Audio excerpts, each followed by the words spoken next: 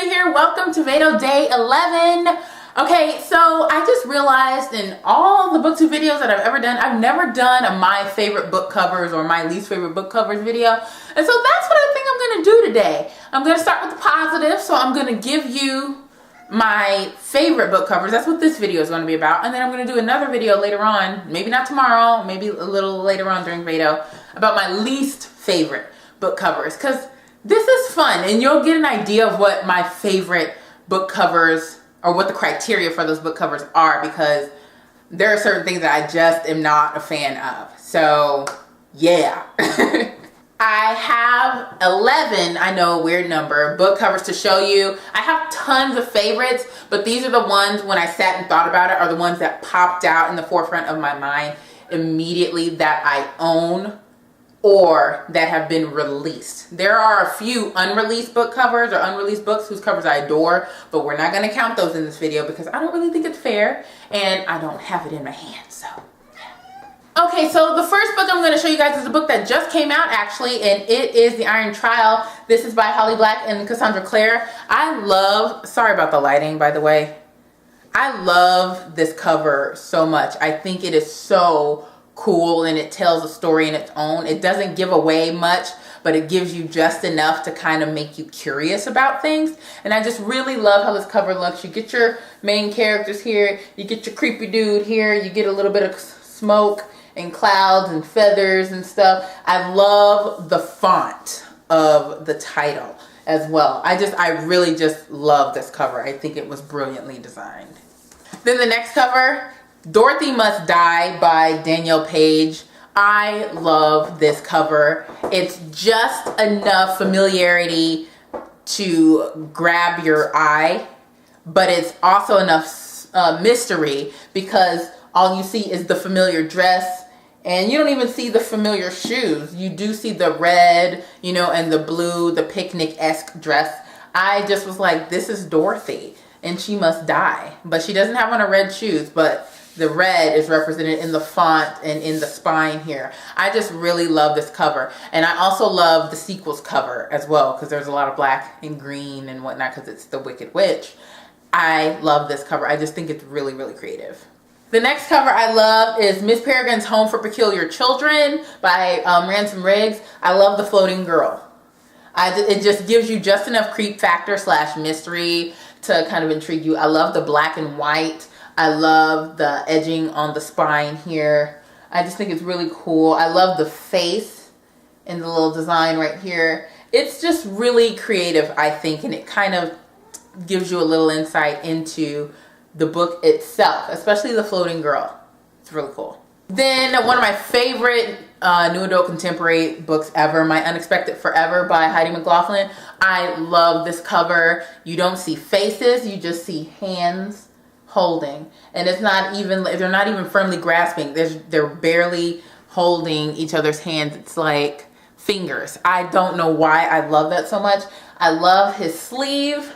I love how pure and clean her arm is, because when you read the book you really do start to get an understanding of who she is and who he is and who they represent in this story. I love this cover. There's the field, you know, the clear pasture. I just love this cover. The Coldest Girl in Cold Town by Holly Black. I love it. It's a hand on the cover.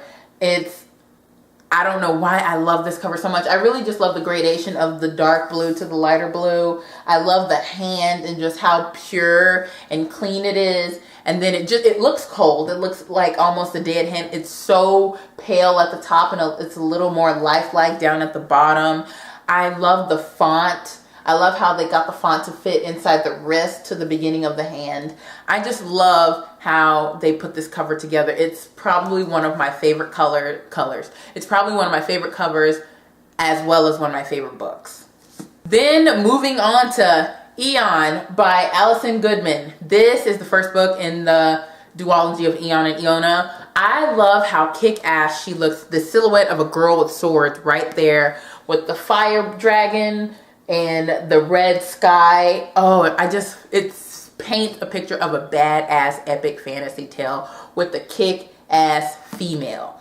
I love this cover. It's very intriguing, very inviting. And then you travel onto the spine, you see the more red, and onto the back. It's just so lovely. I just love the font and how epic it looks. Like, this is a tale, a high fantasy tale. It's going to be fantastic. Fonts and pictures and how things are placed can make or break a book for me, or a book buy for me. And I knew immediately when I saw this cover that I wanted to buy it.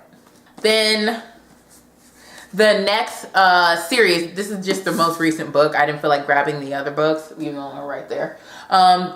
All the covers from the Heroes of Olympus series. This right here is The Blood of Olympus. I love the story that these covers tell. I love the font. I love the colors. It's just a gorgeous collage of amazing stuff. And while I have not read this book, I haven't even read the Mark of Athena yet. I know that I'm in for, I don't know what it's spoiling, if it's spoiling anything, but I know that I'm in for some amazing stuff. Like, all of the covers, even from Percy Jackson, to the old Percy Jackson covers to the new Percy Jackson covers. These covers are fantastic. I love them. Unwind by Neil Shusterman. This is creepy. It's creepy. And that's what I love about it. The creep factor. It's just a silhouette and then a freaking hand. Like, that's creepy to me. This book is creepy. I just really think that it screams spooky book, which it should, because this is a spooky, crazy book. So I just really like this cover. I like the font.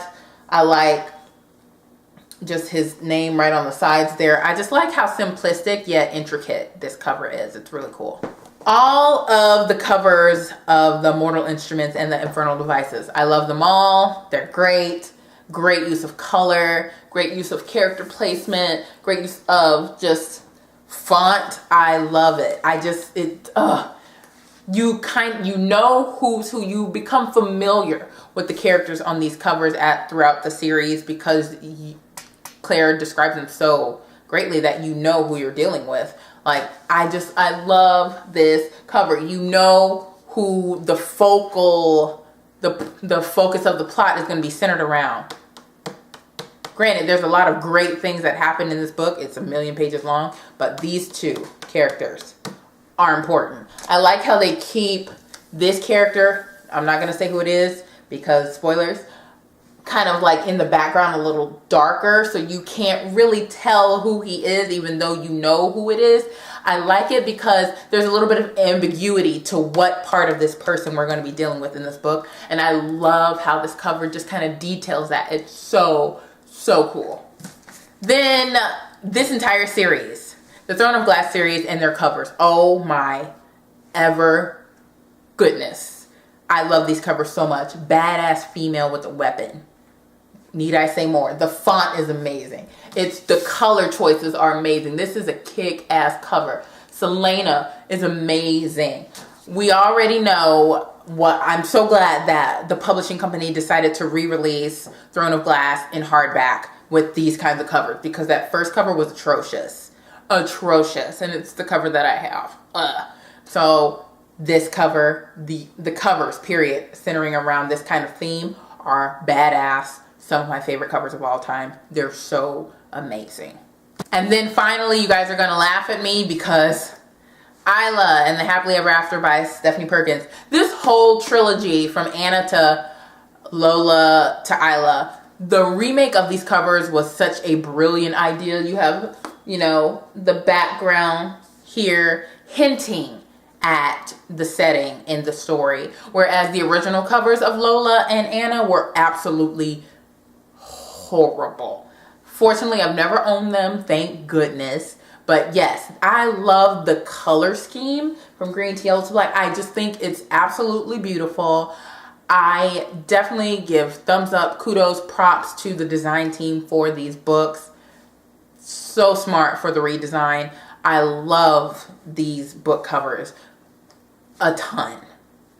I can't wait to get Anna and Lola in hardback. I will be doing that so they can match.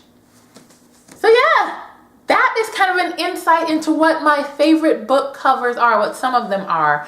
I just love how the aesthetic of a book. I love how the design is. I love how the books look. I love how they feel. There are a lot of these books who have matte finishes on their covers. I didn't talk about that, but a lot of them did. But I also love how the book feels, how smooth it feels, or the raised font on the books. I love all of it. I think it's so creative and so brilliant.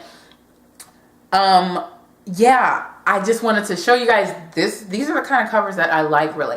As you can tell, probably, I don't really like faces on covers. Unless it's a silhouette or it's a shadow. I'm not really a huge fan of faces. I can't stand faces on covers. So romance covers, I hate them. I hate them. Burn. There are some covers with faces on them that are great, but most of the time I'm just like, I don't like it. I don't enjoy it at all. Gross. But yeah. So those are some of my favorite covers, you guys. I just wanted to share that with you. I hope you enjoyed this video. Comment down below with some of your favorite book covers. Don't do the least favorite because that's going to be a separate video. Because I'm really curious as to what your favorite book covers are. Thanks so much for watching. Make sure you thumbs up this video and make sure you subscribe to my channel. I will see you tomorrow for VEDO Day 12.